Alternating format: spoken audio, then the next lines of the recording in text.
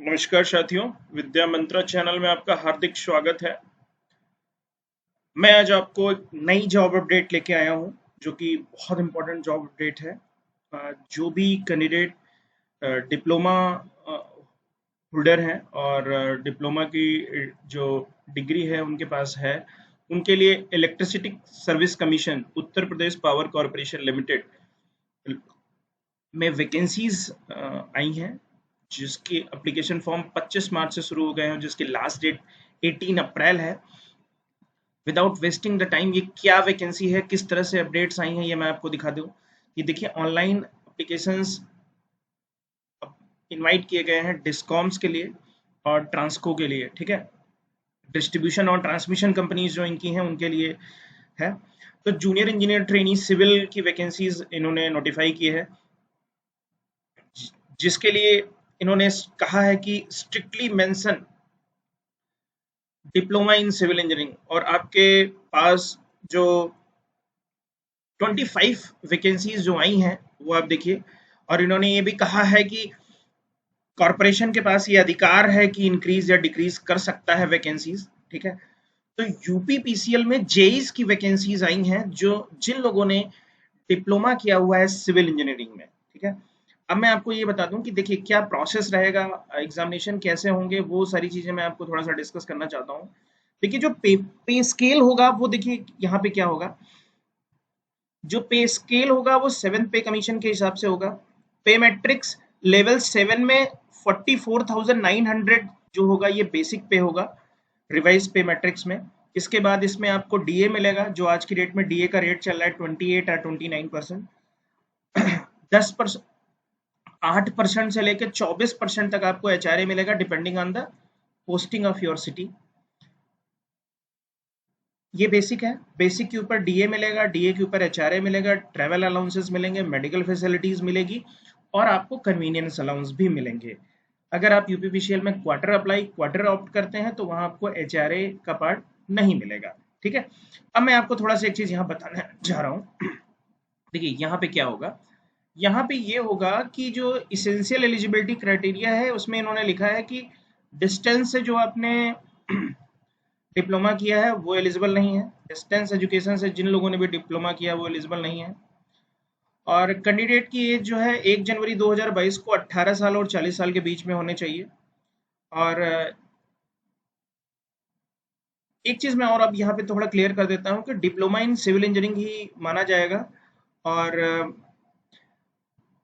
Hindi as a compulsory subject के रूप में ये माना जाएगा। हाई स्कूल में आपने किया है, ठीक है, तो हिंदी आपको आनी चाहिए, ठीक है। यहाँ पे ये जो इन्होंने नोटिफिकेशन में ये बात मेंशन कर रखी है, ठीक है। एज आपका पता चल गया। बाकी जो अपर लिमिट एज का रिलैक्सेशन है वो देखिए यूपी के जो रूल्स हैं वो आप इसको यहाँ पे फॉलो कर लीजिएगा, ठीक है। एक सर्विस मैन के केस में क्या है, एंड फिजिकली हैंडीकैप के केस में क्या है, SC ST OBC non creamy layer के केस में क्या है, ये सारी चीजें आप यहाँ से देख सकते हैं, ठीक है। जो उत्तर प्रदेश राज्य के सरकार के जो रूल्स हैं उसके लिए रिजर्वेशंस आपको पता ही है कैसे होगा। एनओसी, अगर आप क्या कहते हैं किसी स्टेट गवर्नमेंट, सेंट्रल गवर्नमेंट या पब्लिक सेक्टर में काम कर रहे हैं तो आपको एनओसी पहले देनी पड़ेगी प्रेजेंट एम्प्लॉयर से at the time of the joining. देखिए मैं आपको बता दूं एनओसी के लिए आपको क्या करना है कि अभी आप अपने एम्प्लॉयर को बता दीजिए कि भाई मैं फॉर्म फिल कर रहा हूँ यूपीपीसीएल का, और एक मेल कर दीजिए। जैसे ही आप फॉर्म फिल करते हैं, नोटिफिकेशन की कॉपी के साथ फॉर्म उनको देके इंटीमेट कर दीजिए। जो आपका कंट्रोलिंग एचआरडी मैनेजर होगा, एचआरडी हेड होगा, वो आपको क्या कहते हैं एनओसी दे देगा, ठीक है। और ये NOC at the time of the joining चाहिए। अभी आप इंटीमेशन दे दीजिए, जब आपका रिटर्न इंटरव्यू रिटर्न हो जाएगा, क्योंकि रिटर्न के बेस पे ही नंबर होंगे, क्योंकि ये डिप्लोमा के बेसिस पे मुझे लगता नहीं है कि इंटरव्यू होगा, लेकिन फिर भी आप एनओसी के प्रोसेस को फॉलो करते रहिएगा। अभी आप इंटीमेशन जरूर से जरूर दे दीजिएगा, ये मत वेट करिए कि अपने एम्प्लॉयर को मैं बाद में बताऊंगा, नहीं, बाद में बहुत दिक्कत होगी। और यूपीपीसीएल में at the time of the joining आप एनओसी नहीं देंगे तो आपका कैंडिडेचर रिजेक्ट हो सकता है, मैं आपको ये बात बता देता हूँ, ठीक है। अब एक चीज यहाँ पे मैं बता देता हूँ और कि जो एग्जामिनेशन का प्रोसेस होगा, जो एग्जामिनेशन की चीजें होंगी वो क्या होंगी, मैं आपको यहाँ पे थोड़ा सा अपडेट करना चाहता हूँ। The selection process will be based on the computer based test, online होगा, वाराणसी, लखनऊ, आगरा, मेरठ में। इलेक्ट्रिसिटी सर्विस कमीशन जो है उसके पास अधिकार है कि किसी भी एग्जामिनेशन सिटी या सेंटर को कैंसिल कर सकता है किसी भी रीजन की वजह से। और जो टेस्ट होगा ये 200 नंबर का होगा, यहाँ पे देख लीजिए 200 नंबर का टेस्ट होगा। 200 क्वेश्चन होंगे जिसमें 150 क्वेश्चन जो होंगे वो डिप्लोमा लेवल इंजीनियरिंग के होंगे, ठीक है, ब्रांच के। और 10 क्वेश्चन होंगे जो जनरल हिंदी के होंगे, और 20 क्वेश्चन हमारे जनरल अवेयरनेस के होंगे, और 20 क्वेश्चन हमारे रीजनिंग के होंगे। 150 क्वेश्चन आपके सिविल से आएंगे, बेसिक इंजीनियरिंग के, और 20 आपके जनरल नॉलेज अवेयरनेस से, 20 आपके रीजनिंग होंगी, और 10 क्वेश्चन आपके जनरल हिंदी होंगे। गलत पे 0.25 1/4 नेगेटिव मार्किंग है, और करेक्ट आंसर्स पे आपको पूरे फुल मार्क्स मिलेंगे, ठीक है। कैंडिडेट जिनके 30% मार्क्स से कम आएंगे उनका रिजेक्शन हो जाएगा, ठीक है। और the merit list shall be prepared on the basis of mark obtained in the computer based test. Maximum number of candidates to be shortlisted for document verification will be equal to 2 times of the number of the category wise vacancies on the basis of the CBT exam. जिसके equal number आएंगे, last shortlist candidate will be also called for the document verification. Shortlisted candidate who fail to appear in the document verification are schedule date and time will not given any further chance. देखिए, आप अगर DV नहीं कराएंगे जिस time पे आपको बुलाया गया है तो कोई चांस आपको दिया नहीं जाएगा. 2 टाइम्स कैंडिडेट्स को कॉल किया जाएगा. जैसे 25 लोग हों तो 50 लोगों को डीवी के लिए बुलाया जाएगा, और डीवी के लिए बुलाने का क्राइटेरिया होगा कि सीबीटी में आपके नंबर कितने आए हैं, ठीक है. वो सारी चीजें तो ये एक अलग ही है कि अगर आपके सेम नंबर आ रहे हैं तो आपके जिनकी एज ज़्यादा होगी उनको प्रियोरिटी मिलती है. फिर एज अगर सिमिलर हो जाती है तो आपने इंजीनियरिंग में कितने नंबर ज़्यादा गेन किए हैं उससे होगा.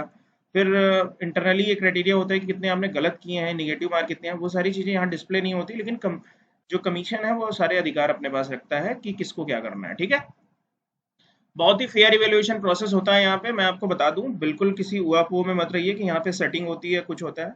मन लगा के पढ़ाई करिए, प्रिपरेशन करिए, और आपका सिलेक्शन पक्का होगा. देखिए, कैंडिडेट के पास admit card, passport size photographs और वैलिड फोटो आइडेंटिटी कार्ड होना चाहिए, पासपोर्ट, ड्राइविंग लाइसेंस आदि. और ये सारी चीज़ें होता है. एक ट्रेनिंग होती है, और कमीशन ने जो डिसाइड किया है, सबसे पहले आपकी ट्रेनिंग होगी, ट्रांसपेरेंसी के साथ सारा एग्जाम्स होगा, ठीक है. और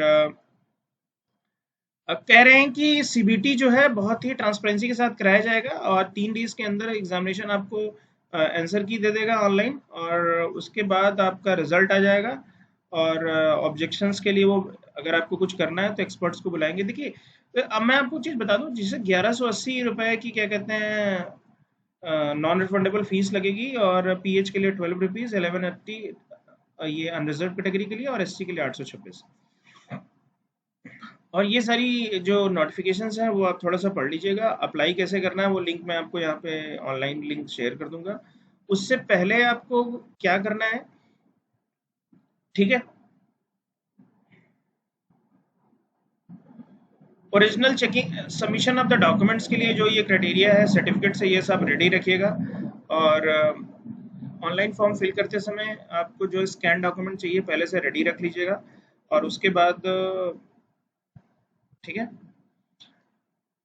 candidate having received diploma through distance learning education program not eligible. Candidate having diploma received on the basis of length of service without passing the diploma examination are also not eligible for apply for the above post. ठीक है, तो ये सारी चीजें हैं. यहाँ पे भी आप अप्लाई नहीं कर सकते हैं. 25 तारीख से शुरू होगा, 18 अप्रैल को शुरू होगा.